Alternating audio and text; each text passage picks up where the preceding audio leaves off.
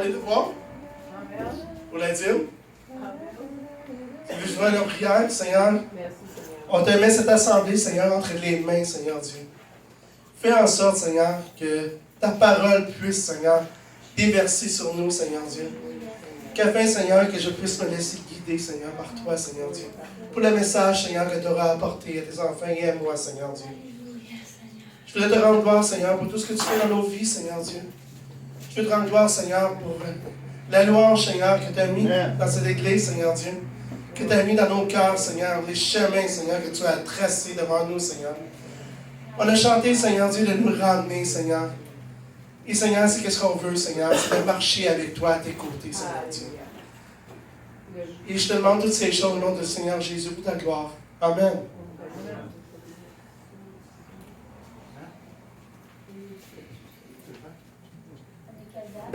Seigneur, on veut lever ces dîmes, ces offrandes, Seigneur, devant ton trône de grâce, Seigneur, afin que tu fasses grandir ton royaume des cieux avec ça, Seigneur. Que tu puisses, Seigneur, t'étendre partout sur la terre, Seigneur. Donc, bénis les mains qui ont donné, Seigneur, et bénis ceux qui n'ont pas été capables de donner, afin qu'ils puissent être capables de donner dans l'avenir, Seigneur. Bénis leur travail, Seigneur. Bénis leurs finances, Seigneur. Je te prie au nom de ton Fils Jésus de continuer de pourvoir un travail, à tous ceux qui sont encore capables de travailler, Seigneur, et qui ne sont pas encore rendus à leur retraite. Merci, Seigneur, pour les retraites. Hein? Seigneur, mais en attendant, c'est toi, Seigneur, notre autre retraite, Seigneur. Puis en toi, on se repose, Seigneur, au nom de Jésus. Amen. Gloire à Dieu. Amen. Gloire à Dieu pour le travail, c'est vrai. Ils vont oublier de dire à Dieu. C'est lui qui nous donne la santé pour travailler. Lui, je suis en cause parce que je suis malade et il faut que je travaille. Fait que désolé pour la voix que j'ai ce soir. Mais je vais essayer. Il y a quand même un travail à faire et on va le faire. Fait que je rends gloire à Dieu, premièrement, de m'avoir invité à annoncer la parole. Et je rends gloire à Dieu aussi à mon épouse et l'équipe de louanges, sans Linda, sans Caro, de les avoir été en avant et de nous emmener à cette louange-là.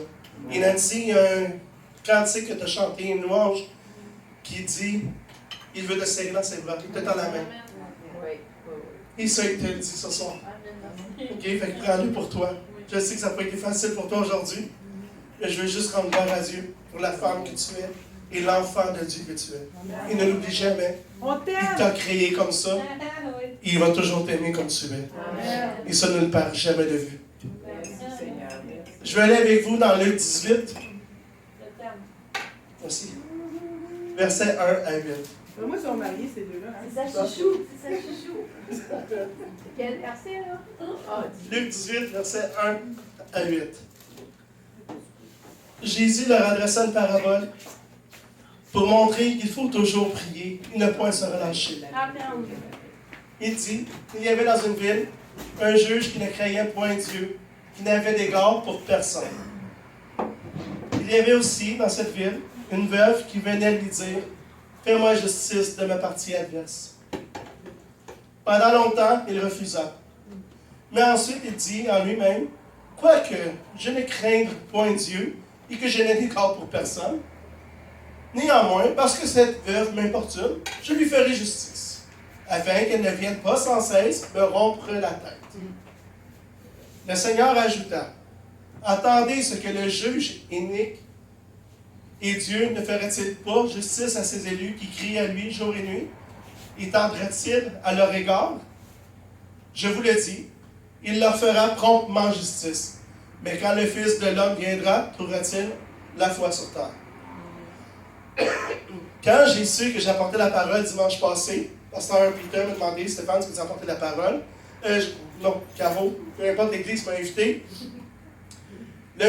Lundi, j'étais chez nous, puis j'ai pris ma Bible, puis j'ai commencé à lire et j'ai tombé sur ce verset-là. Et ensuite, j'ai dit à mon épouse, j'ai dit, Seigneur m'a parlé. Fait que j'ai dit, je vais apporter Luc 18, verset 1. Elle a parti à rire. Elle a dit, qu'est-ce qu'on a eu dimanche matin? Je lui ai dit, ouais. Fait que, mais dimanche, à l'église de l'Alliance, dimanche matin passé, c'était justement Luc 18 qui avait prêché le pasteur. Fait que nous, on l'a sur Internet, puis j'ai dit, je n'irai pas le voir. Je ne voulais pas le voir pour me faire influencer. Parce que des fois, je voulais réellement me laisser guider par Dieu. Et j'ai fait comme, gloire à Dieu, je pense que Dieu veut réellement qu'on prie. Et je pense que c'est ça le message qu'il y a pour chacun d'entre nous. Amen. Si on regarde au début de la parabole, du verset, Jésus nous dit qu'il faut prier sans cesse, ne point se relâcher. Jésus, qu'est-ce qu'il veut nous dire? C'est qu'il faut entretenir une relation avec Dieu. Amen. Il faut parler avec Dieu jour et nuit. Ne pas se relâcher. Parce que Dieu veut avoir une relation intime avec nous, avec chacun d'entre nous. Amen. Fait qu'à chaque jour, dans le fond, quand on parle à Dieu, on peut lui parler de nos problèmes, on peut lui parler de nos victoires. Oui. Parce que les victoires est en lui. Amen. Fait qu'on peut le louer, peu importe où ce qu'on est dans notre journée, même si on est au travail. Bien souvent, au travail, il va arriver une situation, mais ça ne prend pas une demi-heure. Je peux aller à l'écart, parler à mon Dieu. Qui d'entre nous, on n'a pas une voiture? Bien souvent, on en a une. La plupart des gens. Dans notre voiture. Ah oui, s'il vous plaît. Dans notre voiture aussi, on peut parler avec Dieu. On peut parler avec Dieu en tout temps. Amen. Fait que c'est qu'est-ce que Dieu veut qu'on saisisse? C'est que Dieu veut une relation intime avec nous. Il veut une communion avec nous. Merci. Et si on regarde tout ça, c'est qu'à la fin, il dit que Dieu va agir promptement. C'est pas comme le juge inique. Le juge, lui, la veuve est allée l'importuner jour et nuit, tout le temps. Puis, à un moment donné, il était tanné, il a dit, OK, je vais lui donner. Mais Jésus, il n'a pas dit ça. Il a dit, à plus forte raison que votre Père, quand on crie jour et nuit à lui, va agir promptement. Promptement veut dire quoi? Veut dire vite, sans délai. Puis je l'ai écrit dans le dictionnaire. Qui agit vite, qui est rapide dans ses actes, qui ne se fait pas attendre, sans délai, sans hésitation. Amen. Fait que Jésus est en train de nous dire que Dieu va agir. Mais comment? Bien souvent, on va faire une prière, puis ça semble long, avec pas une réponse.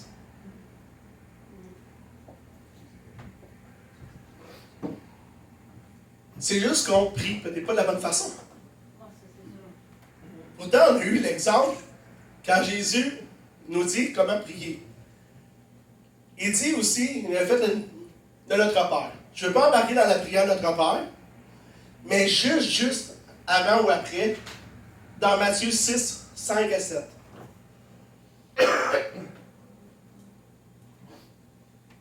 Lorsque vous priez, ne soyez pas comme les hypocrites qui aiment à prier debout dans les synagogues et au coin des rues, pour être vus des hommes. Je vous le dis en vérité, ils reçoivent leur récompense. Mais quand tu pries, entre dans ta chambre, ferme ta porte, et prie ton Père qui est là, dans le lieu secret. Et ton Père qui voit dans le lieu secret te le rendra. Amen. Ça veut dire quoi?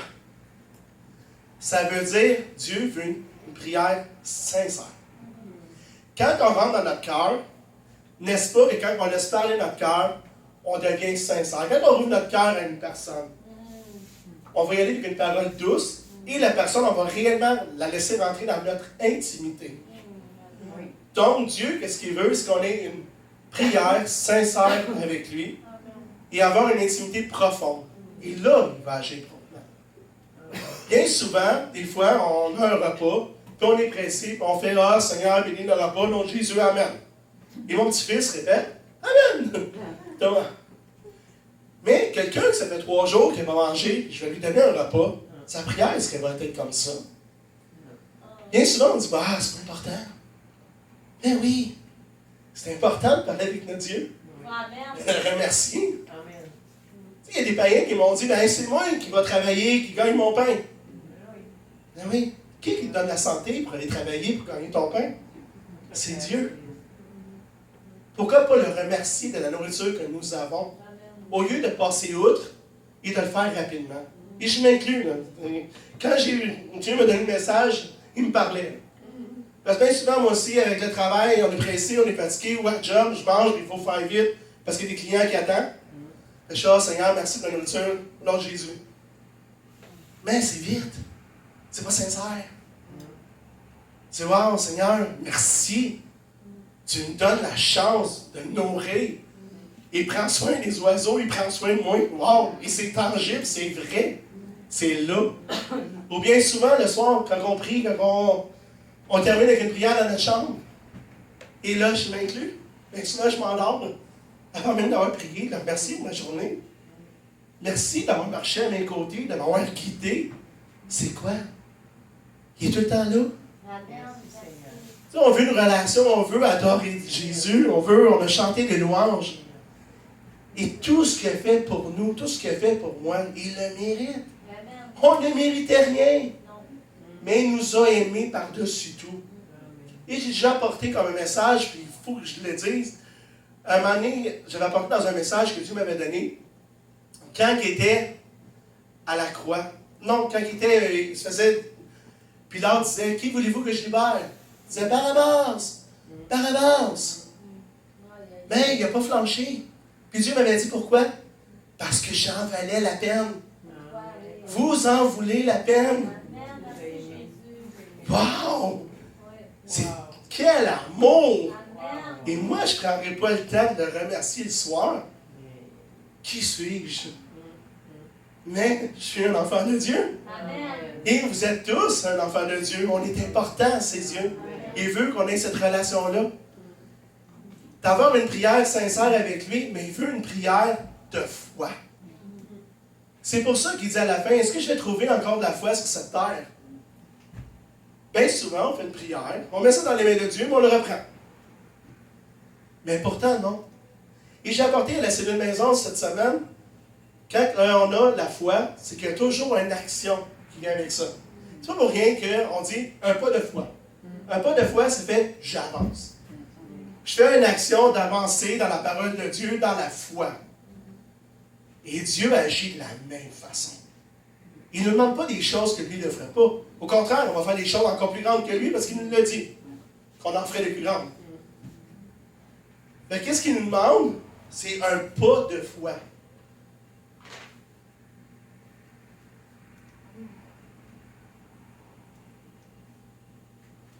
C'est combien d'autres? Dans Marc 11, verset 24.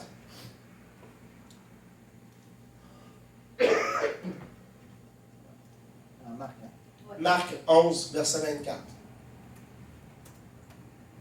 C'est pourquoi je vous dis, tout ce que vous demanderez en priant, croyez que vous l'avez reçu. Et vous le verrez s'accomplir. Tout. Tout. S'il dit, c'est tout. Ce que vous demanderez en priant, croyez de l'avoir reçu. Fait que si je crois de l'avoir reçu, n'est-ce pas que je vais agir? Si je demande de quoi à Dieu, puis je le crois, je vais agir en conséquence que je l'ai. Fait que j'y fais une action. Rappelez-vous le paralytique. Le paralytique, quand il est arrivé voir Jésus, il y avait une foule qui était rassemblée aux portes d'entrée. Il ne pouvait pas passer par là.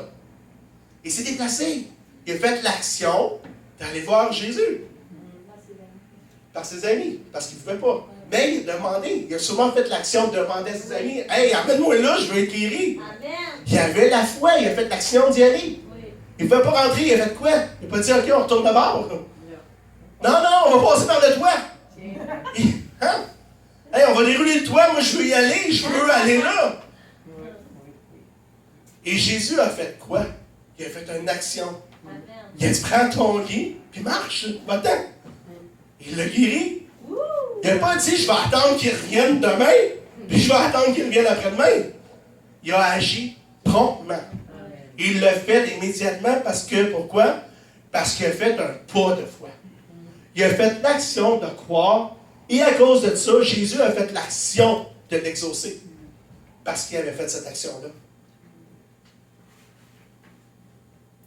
Et on peut voir cette histoire-là dans Marc 2, verset 5.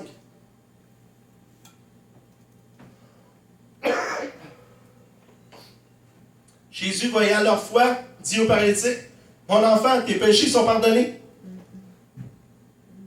Fait qu'à partir de là, il l'a fait. Aux noces de Cana, premier miracle de Jésus. Il est arrivé quoi? Il manquait de faim. Fait que les serviteurs sont venus, puis il est allé voir la mère de Jésus. Là, la mère de Jésus, elle a dit, écoutez-le, faites tout ce qu'il vous dit. Fait qu'ils ont fait, OK, on va l'écouter. Il a dit, remplissez ces cruches d'eau. Ils ont fait le pas de foi de remplir les cruches d'eau. Et à cause de ça, Jésus a fait quoi? Il a fait un miracle. Il n'a pas dit, demain, je vais revenir pour le faire. Il a agi promptement. Il l'a fait. L'aveugle à Bethsaïda. Bethsaïda, la piscine. Pour ceux qui... On va se remémorer cette histoire-là. Il y avait une piscine à Bethsaïda. Que l'eau, lorsqu'elle agitait, la première personne qui se rentrait dans l'eau était guérie. Il y avait un aveugle qui s'est rendu. Il croyait, là. Quand Jésus est passé, il a dit, pourquoi tu ne te jettes pas? Il dit, ben, il n'y a personne qui m'a jeté. Et à cause de ça, Jésus l'a guéri. C'est un aveugle. Si je ne me trompe pas. Je veux juste y aller. L'aveugle. Dans Jean 5, verset 1. Je suis sûr. Il ne voyait pas. Après cela, il y a eu une fête des Juifs et Jésus monta à Jérusalem. Or, à Jérusalem, près de la porte de Bébri, il y avait une piscine qui s'appelait en hébreu Bethsaïda, et qui a 5 portiques. Sous cette portique étaient couchés un grand nombre de malades, des aveugles, des boiteux, des paralytiques qui attendaient le mouvement de l'eau. Car un ange descendait de temps en temps dans la piscine et agitait l'eau, et celui qui descendait le premier, après que l'eau ait été agitée, était guéri. Quelle fut sa maladie? Là se trouvait un homme malade depuis 38 ans. Je vais te l'accorder? Il dit non. Jésus, l'ayant vu coucher et sachant qu'il était malade depuis longtemps, lui dit, veux-tu être guéri? Le malade lui répondit, Seigneur, je n'ai personne pour me jeter dans la piscine quand l'eau est agitée. Et pendant que j'y vais, un autre descend avant moi. Il marchait pour y aller. On va dire entre les deux, mon amour. Lève-toi, lui dit Jésus. Prends ton lit et marche. Il a fait un pas de foi, lui aussi. Et Jésus a agi. Pas le lendemain. Il n'a même pas attendu que l'eau s'est agitée. On va dire, ben, je vais attendre. Même pas. Il l'a fait tout de suite. Un pas de foi. Et Jésus s'est mis en action. Dieu se met en action lorsqu'on a un pas de foi.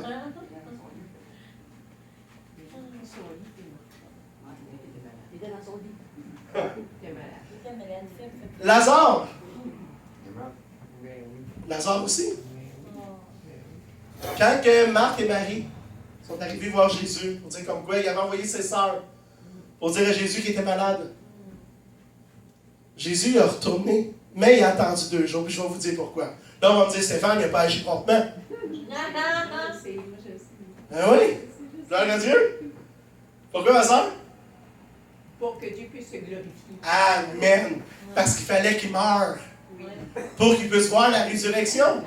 C'est pas qu'il voulait attendre. Il voulait que Lazare ne soit pas juste malade.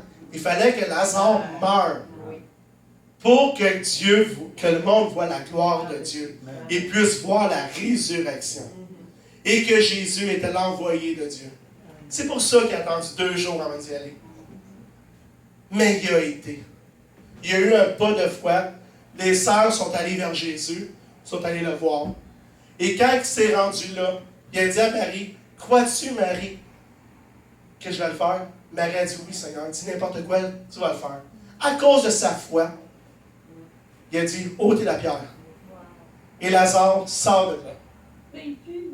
Marthe a dit, ben il sent déjà. C'est pas grave. Ah oui, la gloire de Dieu est là. Un pas de foi. Tout au long des Écritures, on peut voir que peu importe, dans l'Ancien, dans le Nouveau Testament, il y a toujours eu un pas de foi et une réaction, une action de Dieu. Tout au long de la parole de Dieu. Regardez Sarah. Sarah qui était prise en âge très avancé, Abraham. Pourtant, elle a dit qu'il soit fait ainsi, la volonté de Dieu. Qu'elle avait dit à Dieu, je suis rendue trop vieille. Mais non, elle a dit, ben, soit fait ainsi. Elle a fait cette action-là. Elle a fait, wow. Et Dieu a agi. Dieu a donné un enfant à Sarah. Moïse. Et là, on peut en parler longtemps. Moïse, on pourrait repiler tout Exode, je vous aurais tout décortiqué les pas de foi qu'il a fait, mais je vais en vous en dire quelques-uns.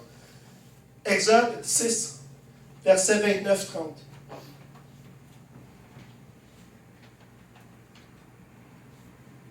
L'Éternel dit à Moïse, « Je suis l'Éternel.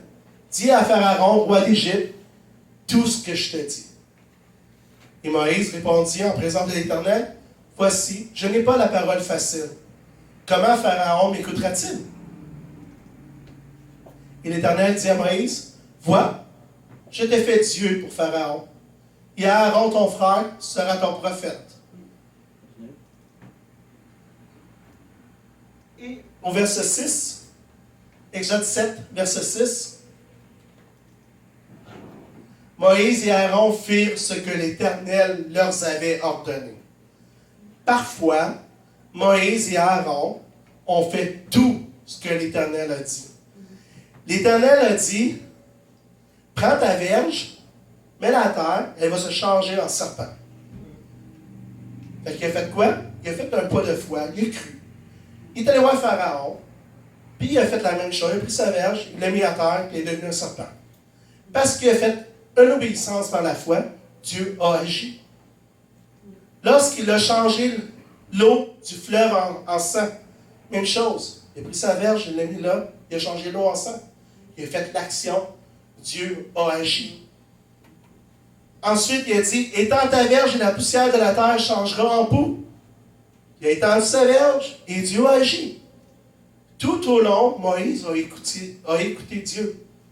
Quand il a dit, prends la cendre de la fournaise et qu'elle devienne des ulcères en l'agitant dans les airs. Avant de partir, ils ont pris de la cendre de la fournaise. Quand ils sont arrivés à Pharaon, il ne voulait pas encore. Ils ont jeté dans les airs, puis c'est devenu des ulcères. Quand il a dit à Moïse, étends ta main s'il ne veut pas te laisser partir, et puis qu'il y ait de la graine dans tout le pays, il a étendu sa main, Dieu a agi. Il a grêlé dans tout le pays, puis il y a eu des tonnerres. Une autre fois, il a dit encore, étends ta main. Il va y avoir des sauterelles partout. Moïse, qu'est-ce qu'il a fait? Il a étendu sa main. Il ne veut pas me laisser partir, je vais faire ce que l'Éternel m'a dit. Et Dieu a encore agi. Rappelez-vous de la première Pâque. La première Pâque juive. Quand que Dieu a dit à Moïse, je vais tuer tous les nouveau-nés. Morts. Tous les nouveau-nés, je vais dans le fond, je vais les tuer. Fait qu'il a fait quoi? Il a dit, prends un agneau, avec le sang, tu vas l'en mettre sur les linteaux de la porte. Et lorsque l'ange verra le sang de l'agneau, il passera outre, par-dessus. Et là a été la première Pâque. Parce qu'il a obéi, les enfants ne sont pas tués. S'il n'avait pas obéi, exactement. Il y a eu un pas de foi. Ils ont mangé l'agneau, ils ont pris l'agneau, ça rappelle tellement Jésus, si on peut en parler longtemps, et il l'a mis sur les linteaux. Et Dieu a agi. Il les a épargnés. Et à cause de ça, le peuple a été libéré. Noé. Dieu a dit à Noé, il va pleuvoir, fais une arche. Il a fait quoi, Noé? Il a agi. Il a cru. Et parce que Noé a cru, il a fait l'arche, lui et sa famille ont eu la vie sauve. Tout au long de la parole de Dieu, lorsqu'on fait un pas de foi, Dieu agit. Amen. Et la plus belle exemple que je veux vous laisser ce soir, d'une personne qui a fait une prière sincère et qui a eu la foi, c'est Samson. Je veux aller dans Juge 16, versets 23 à 31.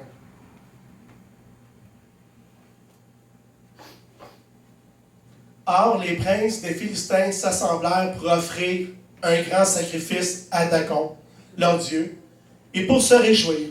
Ils disaient, notre Dieu a livré entre nos mains Samson, notre ennemi.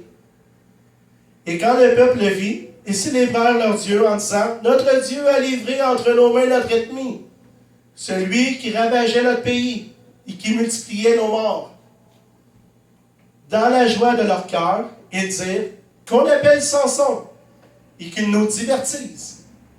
Il fit sortir Samson de la prison et il joua devant eux. Ils le placèrent entre les colonnes Et Samson dit au jeune homme qui le tenait par la main, « Laisse-moi, afin que je puisse toucher les colonnes sur lesquelles repose la maison et m'appuyer contre elle. » La maison était remplie d'hommes et de femmes. Tous les princes des Philistins étaient là. Il y avait sur le toit environ 3000 personnes, hommes et femmes, qui regardaient Samson jouer. Alors Samson évoqua l'Éternel. Il dit, « Seigneur éternel, souviens-toi de moi, je te prie, ô Dieu. Donne-moi la force seulement cette fois, et que d'un seul coup, je tire vengeance des Philistins pour mes 2 yeux. » Et Samson embrassa les 2 colonnes du milieu sur laquelle reposait la maison. Il s'appuyait contre elles. L'une était à sa droite et l'autre à sa gauche. Samson dit que je meurs avec les Philistins. Il se pencha fortement et la maison tomba sur les princes et sur tout le peuple qui était. Ceux qui firent périr à sa mort furent plus nombreux que ceux qui l'avaient tué pendant toute sa vie. Amen. Quelle prière! Samson a demandé à Dieu, sincèrement, de lui laisser juste une autre fois. Il a eu la foi, il a fait une prière sincère, il a eu une foi. Et quand j'ai lu l'histoire de Samson, j'ai eu un petit clin d'œil de Dieu. Juste avant. Savez-vous qu'est-ce qui est écrit? Ses cheveux recommençaient à pousser. Samson savait que sa force était dans ses cheveux. Ses cheveux ont recommencé à pousser. Et là, c'est arrivé. Il a eu la foi parce qu'il avait encore ses cheveux. Il a eu la foi que Dieu ne l'abandonnerait pas non plus. C'est juste écrit avant. Je veux vous le dire. Au verset 22, Fanon, s'il vous plaît.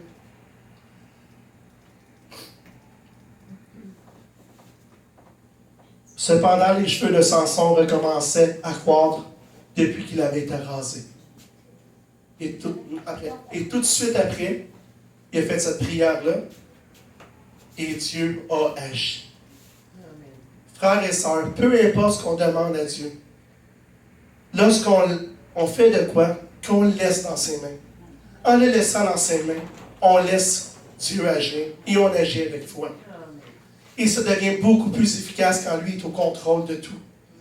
Quand on fait, OK, Seigneur, oui, j'ai des torts. Oui, Seigneur, tu es là, tu es au contrôle, je te donne ça. Lui, il s'en occupe. Et je pense qu'il est mieux placé pour s'occuper de nos choses.